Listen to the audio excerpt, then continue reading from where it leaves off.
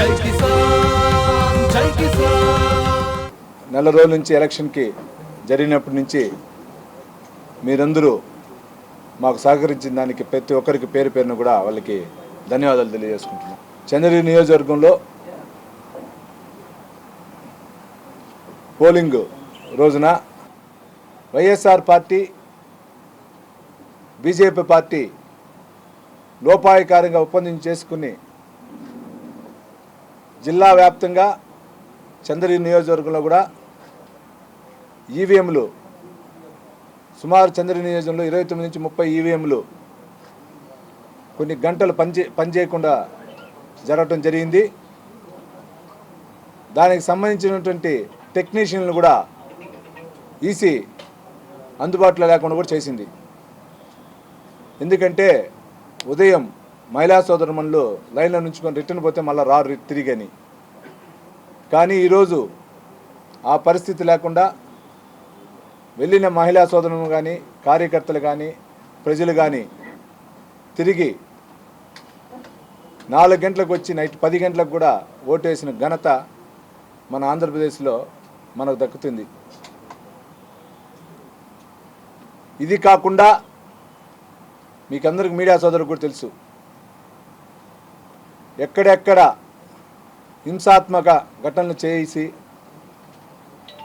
తెలుగుదేశం పార్టీకి అనుకూలంగా ఉన్న చోట ఘర్షణ వాతావరణం చేసి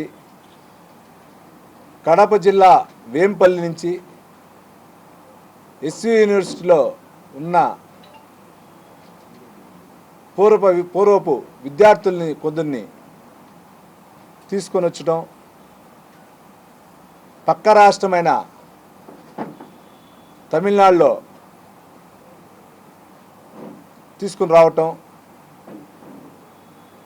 ఏ విధంగా ఘర్షణ వాతావరణం చేయాలని చేసింది కూడా మీడియా సోదరులందరూ చూడటం జరిగింది. 2-3 ఉండాల వెహికల్స్లో 9 మంది 10 మంది పెట్టి ఏ విధంగా ఎమ్మెల్యే ఎక్స్ఎమ్మెల్యే కుటుంబ సభ్యులు ప్రవర్తించిన తీరు కూడా అందరికీ తెలుసు. వీటన్నిటిని కూడా ఎదుర్కొని మాపై భౌతిక దాడులు జరిగిన బూతులు వదిలి రాకుండా నాతోటి తెలుగుదేశం పార్టీ కార్యకర్తలందరూ కూడా విజయ అవకాశానికి చేశారు. ఉదయం 7:45కే పాకాల మండలంలో పంటపల్లిలో అక్కడ జెడ్పీటీ సభ్యుడు సురేష్ని కొట్టడం కానీ, సామిరెడ్డిపల్లిలో ఏజెంట్లను బయట తీయాలంటాం కానీ, ఆర్సీపర్ మండలంలో కమ్మకండిలో కానీ, రావిళ్ళవారిపల్లిలో కానీ, సొరకాయలపాలెంలో కానీ, గణేష్పురంలో కానీ, నూతిగుంటుపల్లిలో కానీ ఏ విధంగా ఎక్స్ఎమ్మెల్యే చెవిరెడ్డి భాస్కర్ రెడ్డి గారు అనుచరులు ఏ విధంగా ప్రవర్తించారో పోలీస్ అధికారులు అందరూ కూడా తెలుసు. 10 గంటలకే ఏజెంట్లు బయటేసి 11:30కి అంతా 78% వేశారు. దానిపైన కూడా ఈసీకి ఫిర్యాదు చేశాం రీపోలింగ్ జరిపించాలని.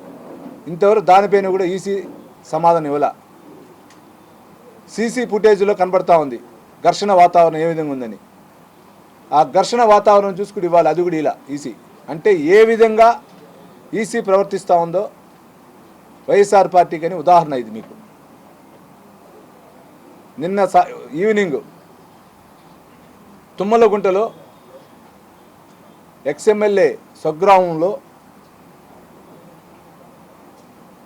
ఏజెంట్లని భయభ్రాంతులు చేస్తున్నారు, ఓట్లు రిగ్గింగ్ చేయాలని అనుకుంటున్నారని తెలిసిన వెంటనే నేను బయటున్నా మా సతీమణిని వెళ్ళమన్నా. ఆమె వెళ్ళాక అక్కడ